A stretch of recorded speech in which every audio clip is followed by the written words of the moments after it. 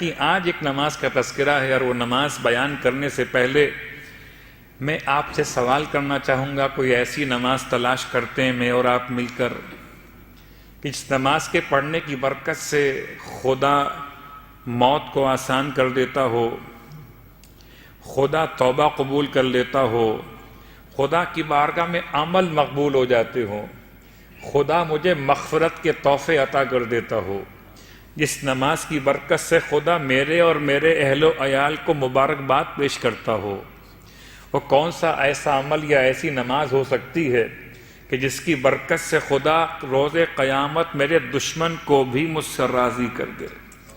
وہ کون سی ایسی نماز اور دعا ممکن ہو سکتی ہے جس کی برکت سے خدا میرے لیے دنیا اور آخرت کی روزی میں کشادگی پیدا کر دنیا اور آخرت کی روزی میں کشادگی پیدا کر دے؟ وہ کون سی نماز یا دعا ہو سکتی ہے جس کی برکت سے خدا میرے والدین کو بھی بخش دے اور ذریت کو بھی بخش دے؟ وہ کون سی ایسی دعا ہو سکتی ہے کہ خدا میرے لیے آسانیاں پیدا کر دے، کوئی مشکل نہ ہو؟ وہ کون سی دعا ہو سکتی ہے جو میری موت کو آسان کر دے، روح نکلے مگر سختی قبض روح نہ ہو، یا سختی حالت نزا نہ ہو؟ وہ کون سی ایسی دعا یا نماز ہو سکتی ہے جس کی برکت سے فرشتہ موت کے ساتھ خود جبرائیل میرے سرہانے آ جائیں؟ تو کوئی ایسی دعا یا نماز ہے یا نہیں ہے؟ یا صرف میں نے خواب و خیال کی باتیں آپ تک پہنچائی ہیں؟ یہ صرف تمنائیں نہیں ہیں، یہ آرزویں نہیں ہیں، بلکہ یہ انعامات ہیں سرکار ختم یہ مرتبہ صلی اللہ علیہ وآلہ وسلم۔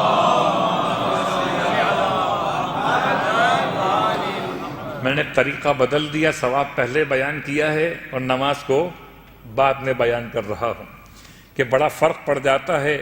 جیسے مارکیٹنگ ہوتی ہے، دوا بعد میں دکھاتے ہیں، دوا کے فائدے پہلے بتاتے ہیں۔ لوگ مجھ سے پوچھتے ہیں مولانا اس کے پڑھنے کا ثواب کیا؟ ثواب پہلے سن لیجئے، نماز بعد میں سنیے۔ اب آپ کے ذہن متوجہ ہو گئے۔ قسم بخدا اگر اتنی 10 چیزوں کے لیے، 10 باتوں کے لیے جو بیان کی گئی ابھی تک، ان باتوں کے لیے میں آپ سے کہوں کہ آپ نے ایک پورا قرآن پڑھنا ہوگا، آپ تیار ہو جائیں گے۔ مولانا بتائیے پڑھنا کیسے؟ الٹا پڑھنا کہ سیدھا پڑھنا؟ اب تو ایسے بھی اعمال آ گئے ہیں، وہ میں کیا باتیں بیان کروں۔ یہ عملیات کی کچھ بحث ہوتی ہیں کہ انسان کو کیسے پڑھنا ہے، مبین سے شروع کرنا ہے، مبین پہ ختم کرنا ہے، الی آخر۔ تو اگر میں آپ سے کہوں کہ ان 10 باتوں کے لیے آپ کو 10 درہم خرچ کرنے پڑیں گے، تو آپ کہیں مولانا بسم اللہ 10 تو بہت کم ہے، ہم 20 بھی خرچ کر دیں گے۔ تو وہ کون سی نماز ہے جس میں درہم خرچ نہیں ہوں گے؟ البتہ ولایت شرط ہے۔ اللہ کے رسول اپنے حجرہ مطہرہ سے باہر تشریف فرما ہوئے ہیں، اور آپ نے اپنے اصحاب کے درمیان ایک اناؤنسمنٹ کیا ہے کہ آپ میں سے کوئی ہے جو اپنے لیے رب سے توبہ کی درخواست کرنا چاہتا ہو۔ اب تک جو میں نے بیان کیا یہ تمام فائدے نماز توبہ کے ہیں۔ صلوات پڑھیں محمد والے محمد۔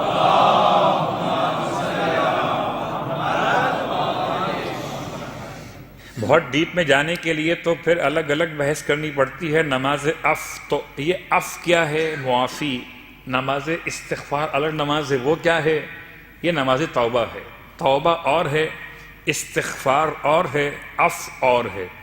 البتہ اردو زبان کی کوتاہی الفاظ کا مسئلہ ہے، اس کے دامن میں الفاظ نہیں ہیں، اس لیے اردو زبان میں تینوں کو کہتے ہیں کہ توبہ کی نماز۔ استغفار بھی توبہ، توبہ بھی توبہ، اور بھی توبہ۔ حالانکہ وہ نماز ہے کہ اگر انسان کو عبادت خدا میں ذائقہ کم محسوس ہو، عبادت میں سستی پیدا ہونے لگے، تو اسے وہ نماز پڑھنی چاہیے۔ نماز استغفار وہ نماز ہے جو خدا سے مغفرت طلب کرنے کا پہلا عنوان ہے۔ جب مغفرت طلب کی اور مغفرت آپ کو مل گئی، اب پھر آپ کے لیے توبہ کی منزل ہے۔ پہلے مغفرت ہے اور بعد میں توبہ ہے۔ مغفرت دور سے بھی ہو سکتی ہے، توبہ مگر خدا سے قریب آ کر ہی ملتی ہے۔ اسی لیے آپ ترتیب دیکھتے ہیں، استغفر اللہ ربی من کل ذنب واتوب الیہ۔ اتوب الیہ بعد میں ہے، استغفر اللہ ربی پہلے ہے، استغفار پہلے ہے، توبہ بعد میں ہے۔ استغفار میں ندامت ہے، استغفار میں آئندہ نہ کرنے کا ارادہ ہے، استغفار میں انسان کے لیے جو کر دیا اس پہ شرمندگی، اور پھر استغفار کے بعد پھر وہ توبہ کی کیفیت۔ توبہ کی 3 قسمیں ہیں، ایک توبہ اوپر سے نیچے آتی ہے، ایک توبہ نیچے سے اوپر جاتی ہے، اور ایک توبہ پھر اوپر سے نیچے آتی ہے۔ خدا توفیق توبہ عطا کرتا ہے، یہ پہلا نزول ہے۔ پھر انسان توبہ کرتا ہے، یہ دوسرا صعود ہے۔ پھر خدا توبہ قبول کرتا ہے، یہ پھر تیسرا نزول۔ صلوات پڑھیں محمد علیہ وسلم۔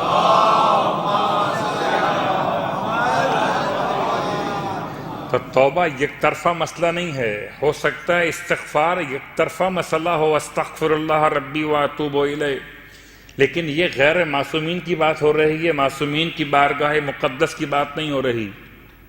معصومین کا استغفار کرنا کس معنی میں وہ الگ موضوع ہے، میں اپنی اور آپ کی بات کر رہا۔ استغفار کے بعد توبہ، نماز توبہ۔ اللہ کے رسول فرماتے ہیں تم میں سے کون ہے جو خدا سے توبہ کرنا چاہتا ہو؟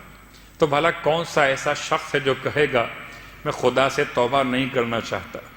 نماز توبہ اللہ کے رسول نے بیان کی غسل توبہ کے ساتھ، گرچہ الفاظ روایت میں غسل لکھا ہوا ہے لیکن بات سمجھ میں جو قرائن سے آتی ہے توبہ۔ ویسے بھی جب بھی کبھی آپ غسل جمعہ کیجئے، غسل عیدین کیجئے، غسل شب ہائے قدر کیجئے، یا دیگر اغسال یعنی کہ غسل جو مستحب یا واجب ہوتے ہیں ان کو انجام دیجئے۔ طریقہ آپ کو معلوم ہے، سر اور گردن کا دھونا، بدن کے دائیں حصے کا 1 مرتبہ اور بائیں حصے کا 1 مرتبہ دھونا، یہ مکمل دھونا، یہ کہلاتا ہے غسل ترتیبی۔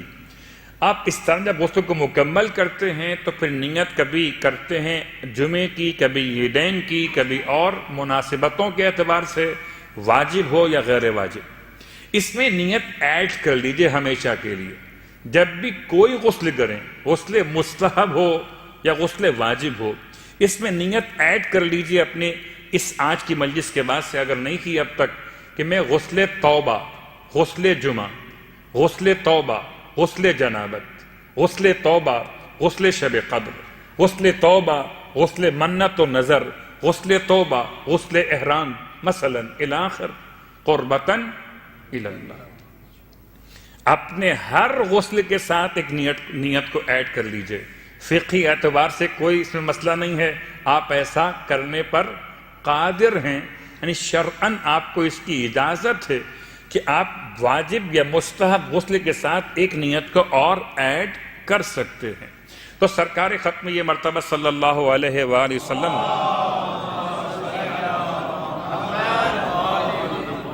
جو نماز بیان فرمائی، نماز توبہ، اس سے پہلے آپ نے غسل بیان کیا، غسل توبہ۔ ویسے بھی انسان کو چاہیے جب توبہ کرنے کے لیے آمادہ ہو جائے تو پہلے اپنے آپ کو پاک اور پاکیزہ کر لے۔ غسل کے بعد آپ فرماتے ہیں وضو بھی کرو۔ اس کا مطلب یہ روایت اس غسل کے بارے میں ہے جہاں غسل کفایت نہیں کر رہا وضو کی، یا کبھی کبھی ایسا ہو سکتا ہے کہ روایت کا جو مطمع نگاہ ہو یہ ہو کہ طہارت کاملہ منعقد کی جائے، تو غسل بھی کیا جائے اور وضو بھی کر لیا جائے۔ تو دونوں باتیں آپ نے بیان فرمائی، غسل کرو پھر وضو کرو، پھر 2 رکعت کر کے 4 رکعت نماز توبہ کی نیت سے قربتاً الی اللہ پڑھو۔ ہو سکتا ہے کہ کوئی یہاں سوال ذہن میں آئے، کیا میں اپنے والدین کی طرف سے پڑھ سکتا ہوں، اپنے بھائی بہن عزیز قریب اہلیہ بچوں کی طرف سے پڑھ سکتا ہوں؟ جواب، توبہ کا مسئلہ ویسے تو اپنا اپنا ہے، میری توبہ آپ کے کام نہیں آئے گی اور آپ کی توبہ میرے کام نہیں آئے گی، اس لیے کہ آپ کے معاملات خدا سے الگ ہیں، میں لفظ گناہ استعمال نہیں کر رہا، میرے معاملات اللہ سے الگ ہیں۔ لیکن پھر بھی اگر کوئی تمام کی طرف سے پڑھنا چاہے تو شرعاً گنجائش ہے۔ 2 رکعت نماز پھر 2 رکعت نماز۔ طریقہ، سورہ الحمد کے بعد 3 مرتبہ سورہ اخلاص اور 1 مرتبہ سورہ فلق اور سورہ ناس، 3 مرتبہ سورہ اخلاص اور 1 مرتبہ سورہ فلق، 1 مرتبہ سورہ ناس۔ یہ 4 رکعت نماز میں طریقہ بالکل سیم رہے گا، 2 رکعت کر کے نماز مکمل، نماز توبہ قربتاً الی اللہ۔ نماز کو مکمل کرنے کے بعد 70 مرتبہ استغفر اللہ ربی واتوب الیہ، استغفر اللہ ربی واتوب الیہ، استغفر اللہ ربی واتوب الیہ۔ اور اس کے بعد ایک مرتبہ ما شاء اللہ لا قوۃ الا باللہ العلی العظیم کے بعد ایک مرتبہ یا عزیز و یا غفار اغفر لی ذنوبی وذنوب جمیع المؤمنین والمؤمنات انہ لا یغفر الذنوب الا انت یا الا انت۔ آپ پورا پڑھ لیجئے، یہ جملہ ایک مرتبہ ادا کرنا ہے۔ یہ نماز کے تمام فائدے اللہ کے رسول نے ارشاد فرمائے۔